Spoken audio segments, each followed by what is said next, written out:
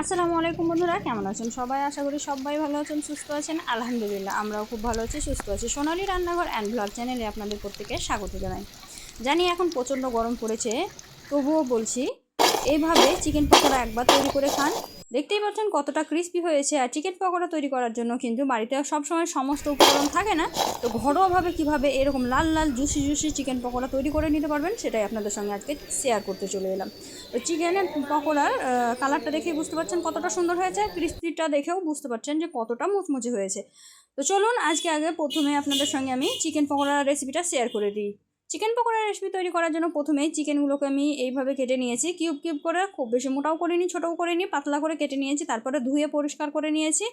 দেখবেন একটুও যাতে জল না থাকে আর একটুও যাতে রক্ত না থাকে, ঠিক ভালো করে ধুয়ে নিতে হবে। তারপরে দিয়ে দিলাম বেশ কিছুটা পরিমাণে হলুদ গুঁড়ো, দিয়ে দিলাম লাল লঙ্কা গুঁড়ো, দিয়ে দিচ্ছি লবণ, স্বাদ মতো লবণ। লবণটা একটু বেশি দিলাম যেহেতু এখানে একটু বেসন পড়বে, ডিম পড়বে, তো পরিমাণটা বুঝে দিবেন। যদি কম হয় পরে দেওয়া যাবে, খুব বেশি প্রথমেই দিতে যাবেন না।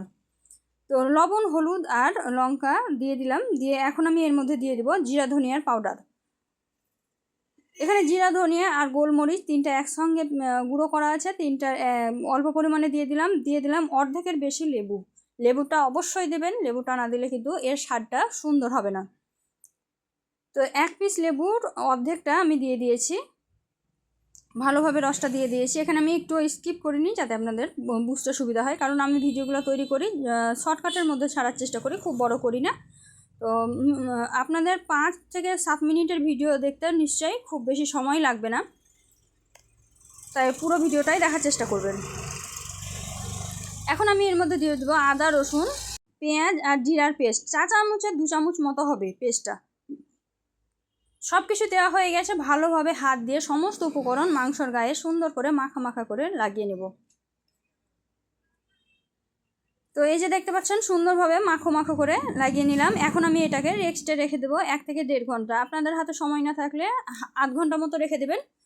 30 মিনিট রাখলেই যথেষ্ট, ভালোভাবে লবণ ঢুকে যাবে আর সুন্দর একটা ফ্লেভার চলে আসবে। তো এটা আমি 1 থেকে 1.5 ঘন্টা রেখে দিয়েছিলাম ঢাকা দিয়ে। তারপরে আমি 1 থেকে 1.5 ঘন্টা পরে ফিরে এসেছি। দেখুন কালারটা অনেকটা চেঞ্জ হয়ে গেছে। এখন আমি এটাকে ভাজবো, তার জন্য প্রথমে রেডি করে নিতে হবে। আর ভাজার আগে মুহূর্তেই কিন্তু রেডি করে নিতে হবে। তার জন্য একটা ডিম দিয়ে দিয়েছি, দেখতেই পাচ্ছেন আস্তে একটা ডিম দিয়ে দিয়েছি। ডিমটা দেওয়ার কারণ হচ্ছে খুব সুন্দর একটা স্বাদ আসে আর একদম ক্রিস্পি ক্রিস্পি হয়। যেহেতু এখানে চালের গুঁড়ি, কর্নফ্লাওয়ার কোনো কিছুই ব্যবহার করবো না, তাই ডিমটা অবশ্যই দেবেন। প্রথমেই যেহেতু সমস্ত উপকরণ দিয়ে দিয়েছি, তার জন্য শুধু এখন ডিম আর ওই বেসন দিয়েই ভালোভাবে হাত দিয়ে মাখিয়ে নেব। এই যে দেখতে পাচ্ছেন আমি বেসন দিয়েছি পরিমাণ মতো। এখন আমি অফ ক্যামেরায় হাত দিয়ে ভালোভাবে মাখিয়ে নেব। এর মধ্যে কিন্তু কোনো রকম এক্সট্রা জল ব্যবহার করবেন না, না হলে কিন্তু ক্রিস্পি হবে না। তো আমি ভালোভাবে হাত দিয়ে মাখিয়ে নিয়েছি, দেখুন কীরকম হয়েছে। মাখিয়ে ভালোভাবে মধ্যখানে জড়ো করে নিয়েছি। এখন আমি চিকেন পকোড়াগুলো ভেজে নেব। তার জন্য প্রথমেই কড়াইয়ে বেশ কিছুটা পরিমাণে তেল আমি আগে থেকেই দিয়ে দিয়েছি। তেলটা কিন্তু হালকা গরম হয়ে গেছে। এখন হালকা গরম থাকতেই চিকেন পকোড়াগুলো দিয়ে দিব। একে একে সব চিকেন পকোড়াগুলো ভাজার জন্য দিয়ে দিব।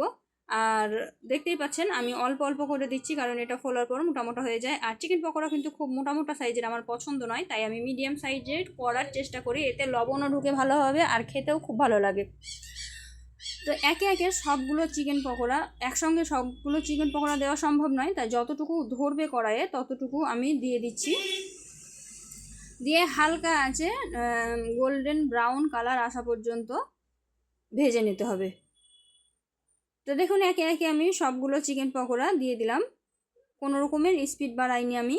তো বন্ধুরা, ভিডিওটাকে কোথা থেকে দেখছো অবশ্যই কমেন্টে জানিও। আর এই ভিডিওগুলো দেখে তোমাদের যদি উপকার হয় অবশ্যই বন্ধুদের সঙ্গে, ফ্যামিলির সঙ্গে শেয়ার করে দিও, তারাও তৈরি করে খেতে পারবে। তো এই যে দেখতে পাচ্ছ আমি কিছুক্ষণের জন্য অফ ক্যামেরায় ছিলাম, তারপরেই দেখুন সুন্দরভাবে এগুলো কালার এসেছে। এখন আমি এগুলোকে আবার উল্টিয়ে দিলাম, উল্টিয়ে পাল্টিয়ে এখন একদম লাল লাল করে ভেজে নেব। একটু সময় নিয়ে ধৈর্য ধরে ভাজবেন, তাহলে ভিতরে চিকেনটা একদম জুসি জুসি হবে আর ওপর থেকে একদম ক্রিস্পি ক্রিস্পি হবে। আর চিকেন পকোড়ার স্বাদ তখনই ভালো লাগবে যখন ভিতরটা জুসি জুসি হবে আর ওপরটা ক্রিস্পি হবে। এই যে আমি হালকা করে নাড়াচাড়া করে দিয়েই ভেজে নিচ্ছি। তো বন্ধুরা, এতক্ষণ পর্যন্ত ভিডিওটা যারা দেখছো আর একটা লাইক দিতে ভুলে গেছো, তারা অবশ্যই একটা লাইক দিয়ে দিও। আর ভিডিওটা কোথা থেকে দেখছো সেটাও কিন্তু কমেন্টে জানিও। আর আমার কাছ থেকে কী ধরনের ভিডিও দেখতে চাও সেটাও কিন্তু কমেন্টে জানাবে। আর আমার চ্যানেলে যদি প্রথমবার এসে থাকো অবশ্যই আমার চ্যানেলটিকে সাবস্ক্রাইব করে পাশে থাকা বেল আইকনটিকে প্রেস করে দিবে, তাহলে নিত্য নতুন রেসিপিগুলো তোমাদের কাছে সবার প্রথমেই চলে যাবে। দেখো কি সুন্দর একটা কালার এসেছে, আমি তুলে নেব। তো এইভাবে সময় নিয়ে ধৈর্য ধরে ভেজে তুলে নিতে হবে, তাহলে কিন্তু চিকেন পকোড়া রেডি হয়ে যাবে। তো প্রথমবারে যেগুলো আমি ভেজেছিলাম সেগুলো তুলে নিয়েছিলাম, তুলে নিয়ে কিন্তু খাওয়াও হয়ে গেছে, এতটা টেস্টি হয়েছিল। আর দ্বিতীয়বারে যেগুলো ভাজছি সেইগুলোই আপনাদেরকে দেখাচ্ছি। দেখুন কি সুন্দর হয়েছে কালারটা, অসাধারণ একটা কালার এসেছে। তো এখন আমি আবারও বাটিতে নিচ্ছি, দেখুন ওই বাটিতেই নিয়েছিলাম, খাওয়া হয়ে গেছে। আর এখন আওয়াজটা শোনাচ্ছি, দেখুন কি সুন্দর আওয়াজ, একদম সুন্দর একটা আওয়াজ আসছে।